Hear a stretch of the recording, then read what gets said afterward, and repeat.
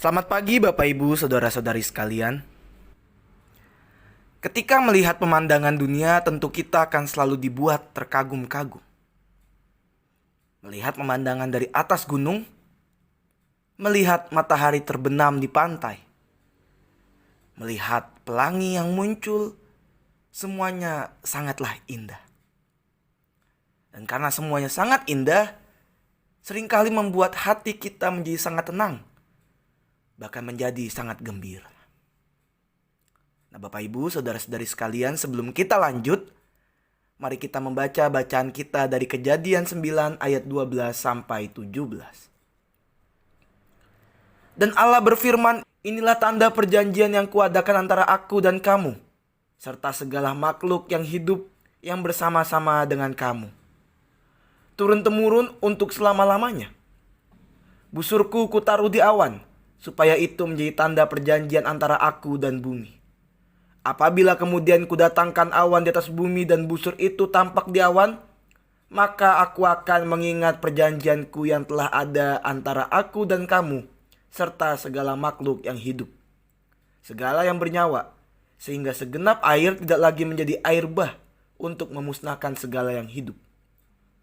Jika busur itu ada di awan, maka aku akan melihatnya, sehingga aku mengingat perjanjianku yang kekal antara Allah dan segala makhluk yang hidup, segala makhluk yang ada di bumi. Berfirmanlah Allah kepada Nuh, inilah tanda perjanjian yang kuadakan antara aku dan segala makhluk yang ada di bumi. Bapak Ibu, saudara-saudari sekalian, kata perjanjian yang ada di bacaan kita tadi merupakan terjemahan dari kata Ibrani beret. Kata yang sering dipakai di perjanjian lama ini tertulis sebanyak hampir 280 kali, dengan maksud menyampaikan gagasan seperti persekutuan, kesepakatan, atau ikatan antara dua orang atau lebih. Suatu perjanjian yang membuat para pesertanya terikat syarat-syarat yang telah ditetapkan. Perjanjian dapat bersifat sepihak, dengan satu pihak memegang komitmen-komitmen yang dibuatnya sendiri. Sedangkan dalam pengaturan lainnya, beberapa pihak menyetujui syarat-syarat tertentu. Perjanjian yang dibuat Allah dengan Nuh bersifat sepihak, dan ada 4 unsur penting di dalam perjanjian yang telah dibuat oleh Allah kepada Nuh. Yang pertama adalah pihak-pihak yang terlibat. Yang kedua syarat-syarat. Yang ketiga hasil, dan yang terakhir merupakan jaminan. Di dalam perjanjian Nuh, pihak-pihak yang terlibat merupakan Allah, Nuh, dan keturunannya, serta bumi. Syarat-syaratnya adalah bahwa manusia akan beranak cucu, bertambah banyak, dan memenuhi bumi. Hasilnya adalah pelestarian bumi dan manusia oleh Allah. Dan jaminannya adalah pelangi. Ketika sedang asik mendaki gunung, seseorang bernama Adrian mendapati dirinya berada di atas awan-awan yang melayang rendah.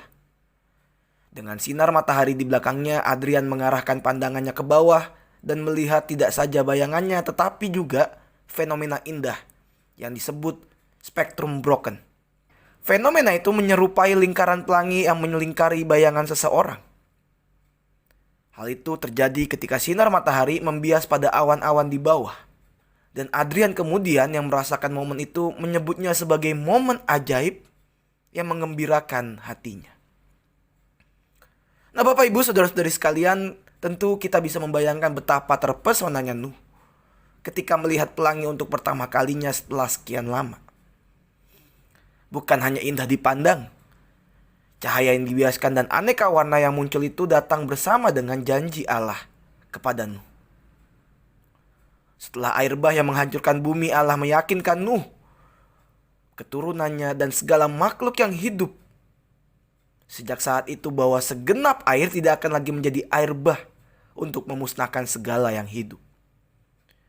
Bumi ini masih mengalami banjir dan cuaca buruk lainnya yang mengakibatkan kehilangan yang cukup besar, tetapi pelangi adalah janji bahwa Allah tidak akan pernah lagi menghukum kita dengan banjir yang menenggelamkan seluruh dunia.